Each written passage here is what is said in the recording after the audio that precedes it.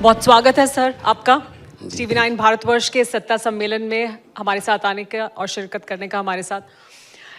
लेकिन इस सेशन की शुरुआत मैं किसी राजनीतिक सवाल से नहीं करना चाहती। आपने अपनी ज़िंदगी का एक बहुत बड़ा हिस्सा व्यंग करते हुए गुजारा है, सरकार पर, सिस्टम पर, नेताओं पर।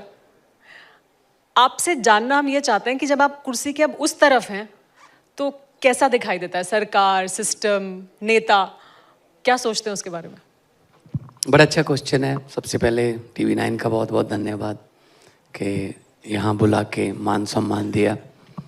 सभी गणमान्य व्यक्ति जो बैठे हैं, सीनियर हैं, बड़े जर्नलिस्ट हैं देश के, सबका बहुत बहुत धन्यवाद और स्वागत। जब मैं व्यंग करता था तब मैं सिर्फ अपने TV शो में या CD में व्यंग कर सकता था, लेकिन सिस्टम में कोई सुधार नहीं कर सकता था, चेंज नहीं कर सकता था।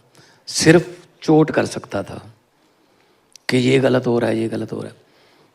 अब ये फ़ायदा है कि मेरे पास वो पेन है कि मैं सिस्टम में सुधार कर सकता हूँ, कि मैं ये कहता रहा हूँ, अब ये लागू करूँगा। शायद भगवान ने एक ऐसी स्क्रिप्ट लिखी है, स्क्रीन प्ले लिखा है मेरी ज़िंदगी में। 17.5 साल की उम्र में मुझे सुपरस्टार बनाया, वो भी सिस्टम पर बोलने के लिए, सोशल ईवल्स पर बोलने के लिए।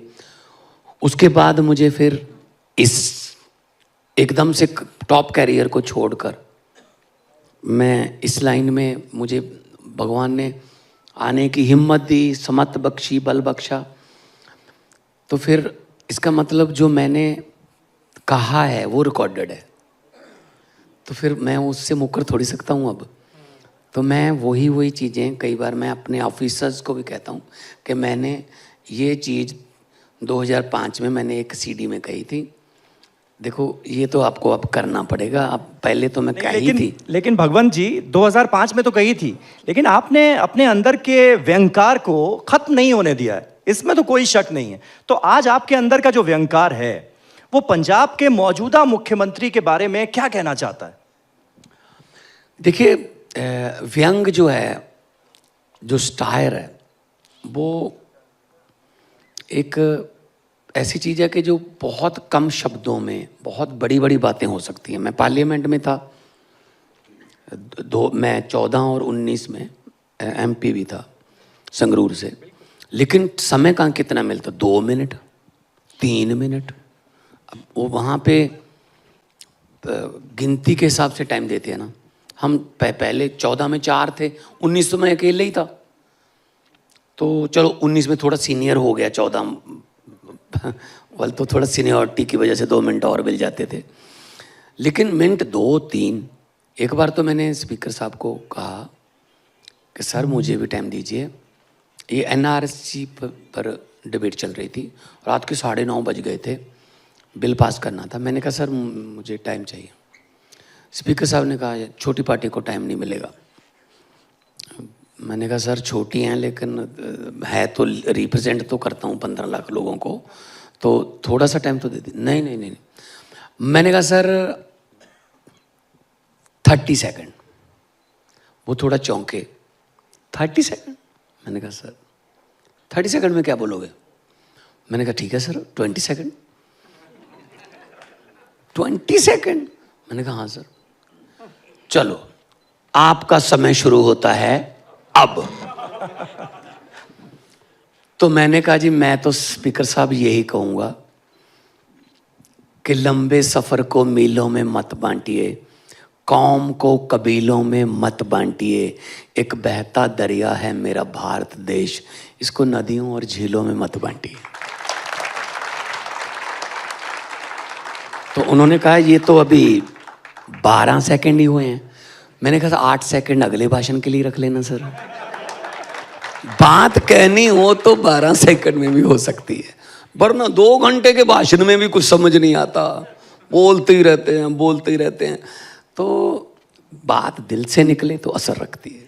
आपने अभी बताया कि आप अपने अधिकारियों को कभी कभी कह देते हैं कि देखो मैंने ऐसा कहा था तो देखो इसके तो खिलाफ हम नहीं जा सकते, तो अधिकारियों को कह दिया सारी सीडी देख लें, सारे सब देखी हुई हैं सारे पहले ही उन्होंने। कैसेट्स देख लें, सब देख उन्होंने लिया। पहले ही देखी हुई हैं, क्योंकि जितनी पुलिस की वर्दियां मेरे घर पे पड़ी है ना, क्योंकि मैं पुलिस वाला भी बनता रहा हूं ना, तो मैंने कहा ये सारी मैंने यूज की हुई हैं। और मैं थाने की मुंशी भी बना हूं, मैं हौलदार भी बना हूं, मुझे सब पता है कि कहाँ से क्या होता है। बड़ा एक अच्छा स्टायर किया था हमने, मैं उसमें हवलदार बना हुआ था। तो एक पत्रकार आती है, वो कहती है जी इंटरव्यू करनी है। मैंने कहा जी नहीं, वो पहले कहती है जी मैं एक नावल लिख रही हूँ। मैंने कहा जी नावल आप किसी सुनसान जगह पे बैठ के लिखो, यहाँ कहाँ नावल लिखोगे आप। हाँ मैं इतना कर सकता हूँ, हवालात में अंदर कर देता हूँ, अंदर बैठ के लिख लेना। उसने कहा जी नहीं नहीं नहीं, मेरा पात्र जो है, मेन पात्र जो है उसका नावल का, वो हवलदार है, तो मैं आपसे कुछ बातें पूछना चाहती हूँ। मैंने कहा पूछिए। वो कहती जी एक दो बातें हैं बस। कहती जी मुझे ये बता दीजिए, पुलिस जो है जब बैंक में डाका पड़ता है, लूट होती है, तो पुलिस इतनी देर के बाद क्यों आती है। मैंने कहा जी कपड़े बदल के आने में टाइम तो लगता ही है।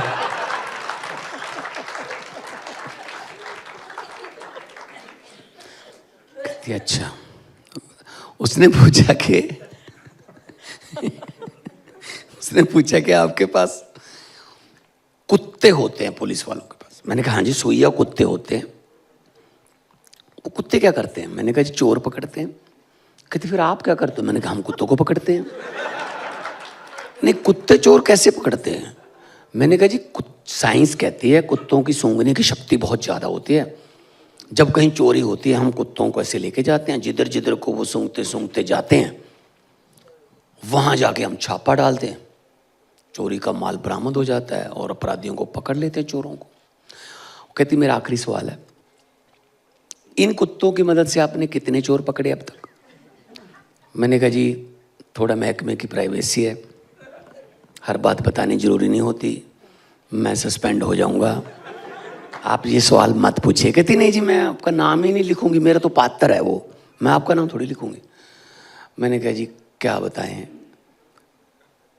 कुत्ते थाने के पीछे संगली से बंधे हुए हैं, हर रोज सुबह दूध पिलाते हैं, उनको खाना खिलाते हैं। खोले ही नहीं जी हमने तो।